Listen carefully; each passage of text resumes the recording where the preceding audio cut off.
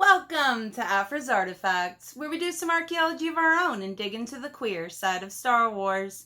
I'm your host, Alia Morgaine, and it's so great to have you here. Well, today is May the 4th. Happy May the 4th, y'all. May the 4th be with you. So today we are talking about some of my favorite queer characters and species, characters that mean the most to me. So yeah, just a kind of a celebration of these really awesome characters. So my queer character that meant the most to me is a tie between Cinderella and, it's Dr. Aphra. Come on, guys. So Dr. Aphra. So first let's talk a little bit about Cinderella.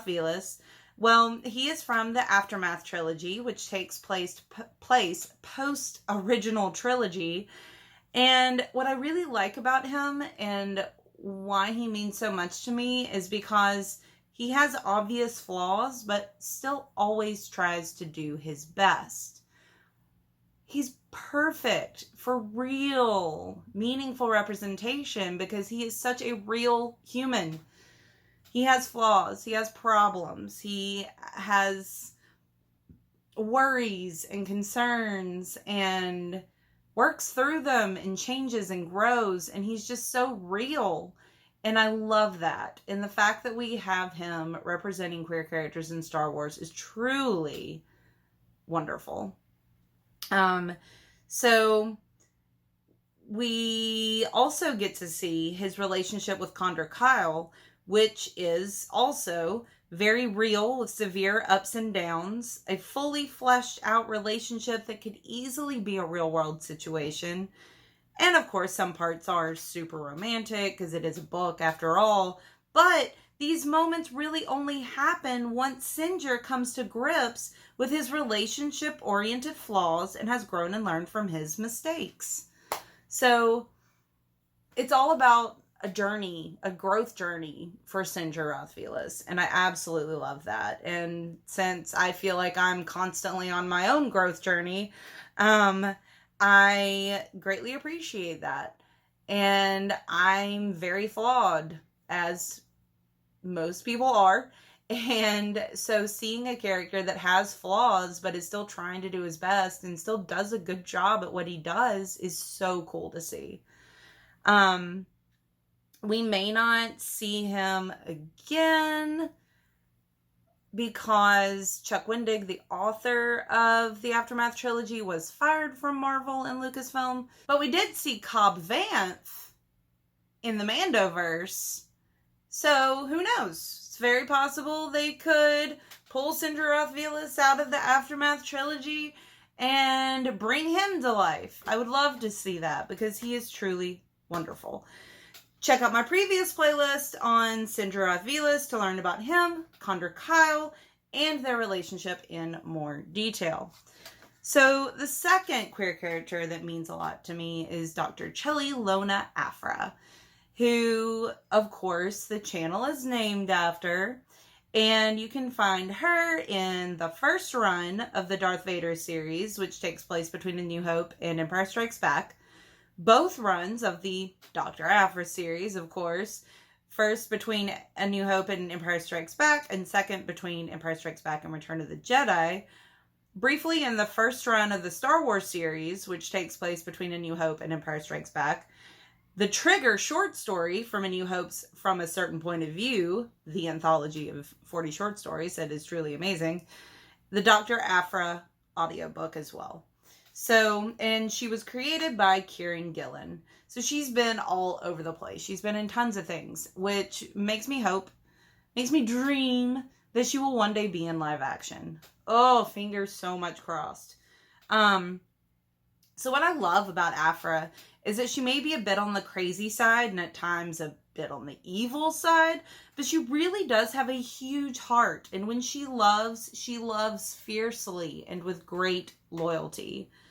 She's not a morally black and white character, very morally ambiguous, and will do whatever necessary to save her own skin or that of the people she truly cares about. She's very well fleshed out, complete with detailed family trauma.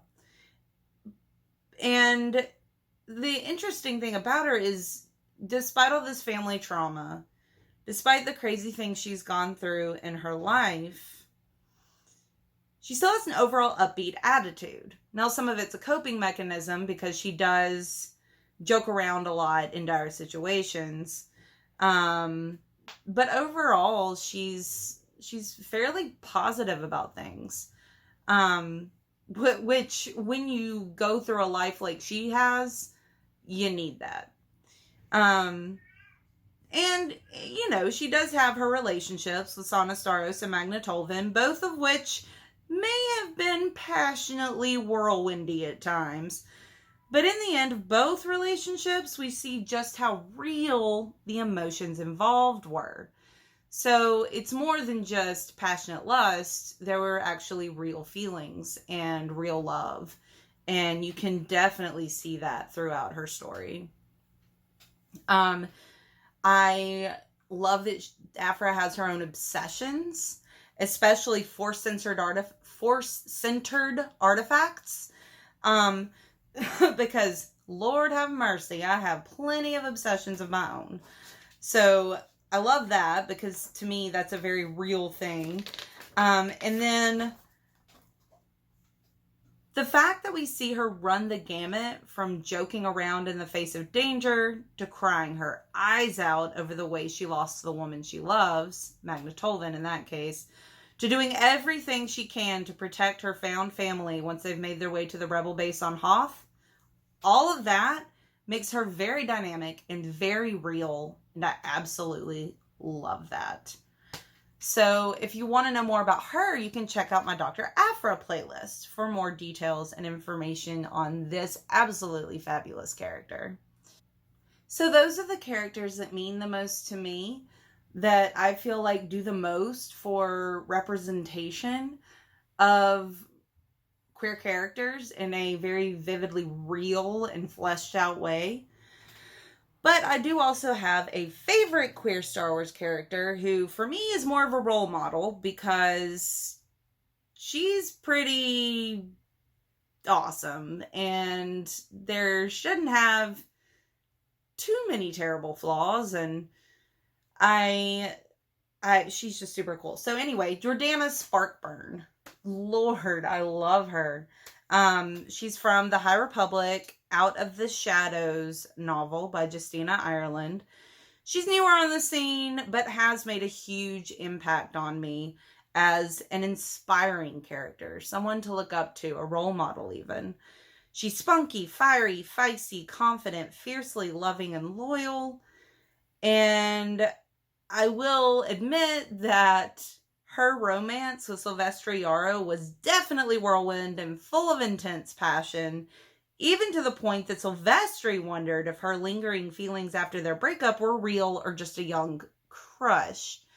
So there was that possibility, but the whole point of their story is that the whirlwind continues again after they reunite, and they essentially ride off into the sunset together.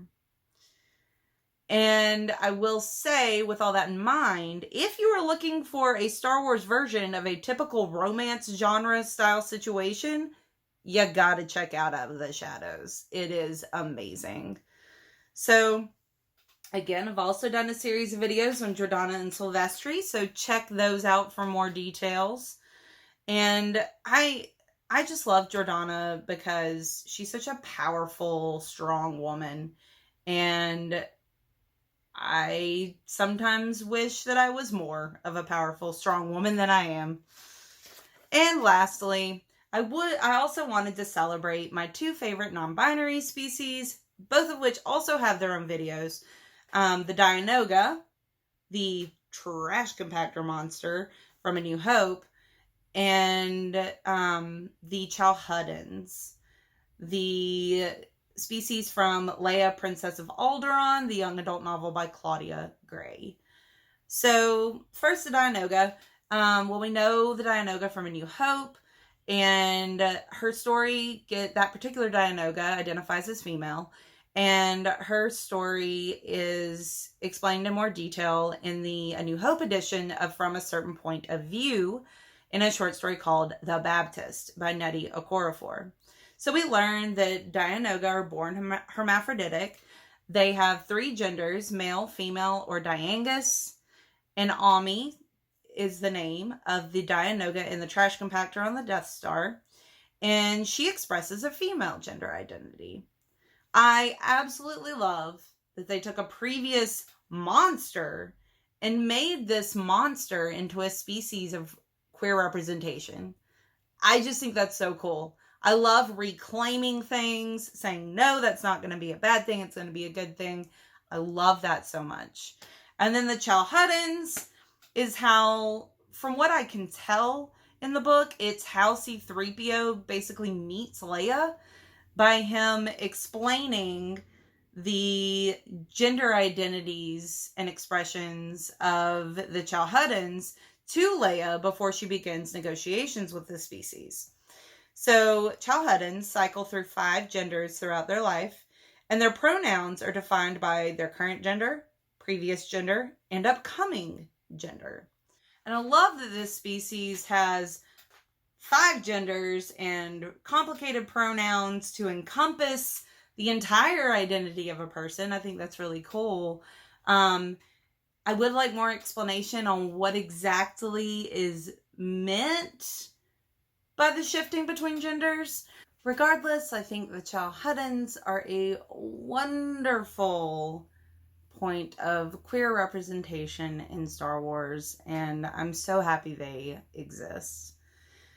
So those are some of the queer characters and species that mean the most to me, that I think that I just find really important and really meaningful.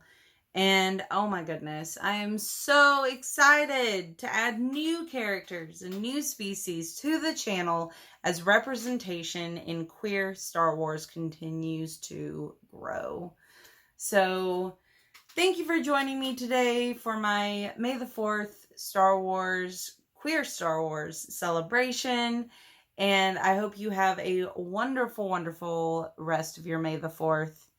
And remember to like the video, subscribe to the channel, follow me on Twitter at AliaMorgain, and peruse my blog at thestarwarsreview.blogspot.com. May the 4th be with you.